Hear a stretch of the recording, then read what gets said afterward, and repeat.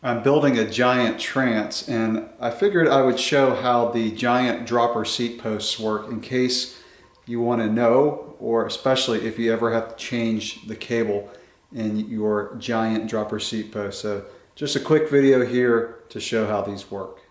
So if you are changing the cable in one of these, lube up your cable first. So I'm just going to use some chain lube and just drip it on there. And make sure this little stopper stays on. We're going to feed this from the seat post up to the head tube. So got the lube on. Again, make sure the stopper is on there. Alright, so I've got the cable housing sticking out of the top of the seat tube, and you're just going to feed the cable in through there. So I'm just going to feed that in, and you should see it come out the cable housing up by the head tube. So looking at the bottom of the seat post, the little stopper goes right in here, and there's a slot in there so the cable can come down, and there's a slot at the bottom. And so that's all there is to it, to getting the cable in one of these seat posts. And obviously if you're taking them out, you're going to want to move the cable and kind of get the cable so it comes out of that little slot on the side and slide the stopper out. And then if you're putting in a new cable, you want to slide that onto your cable. Obviously this little stopper here is part of the seat post, so that goes in there, and we'll just put it on the bike. Okay, so just put the cable back in there, and then at this point it's going to be best to pull the cable, the wire, and make that tight. What I'm going to do is I'm going to pull, you can't see it in the video, but I'm pulling the cable housing from the head tube, and that will kind of pull the seat post down in there. That way I don't have any slack there inside the frame. Okay, just to let you know what I'm talking about. When I say pull the cable housing, I'm pulling this up as I lowered the seat post down inside the frame. So you're just going to pull it from this end.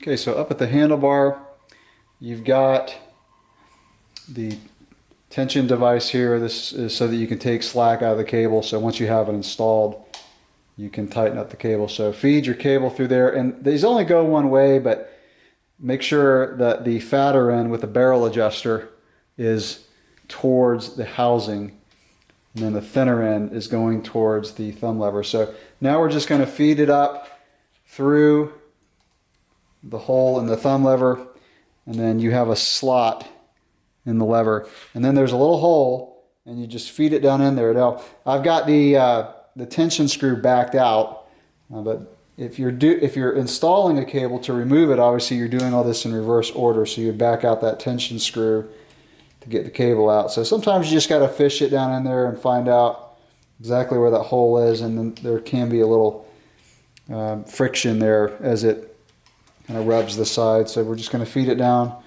through that hole. There we go, and you'll see it coming out the other end.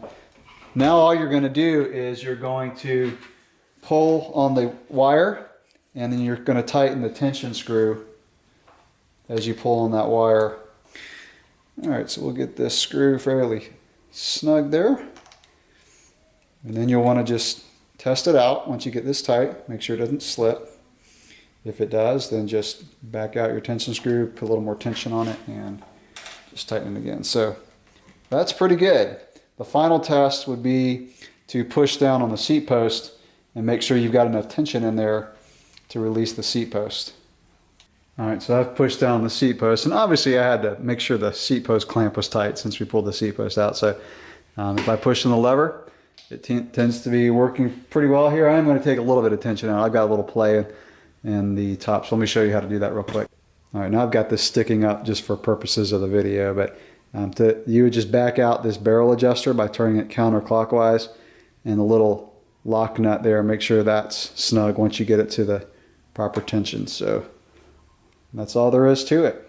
Once you are 100% confident that you've got everything adjusted well, the seat post is working well, then you're going to cut the cable. I'm actually not going to do it quite yet. I'm not ready to do that.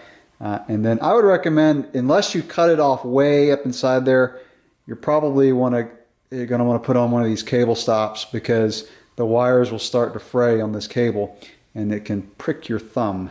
So I would leave enough room so that you can put on a cable stop at the end of it.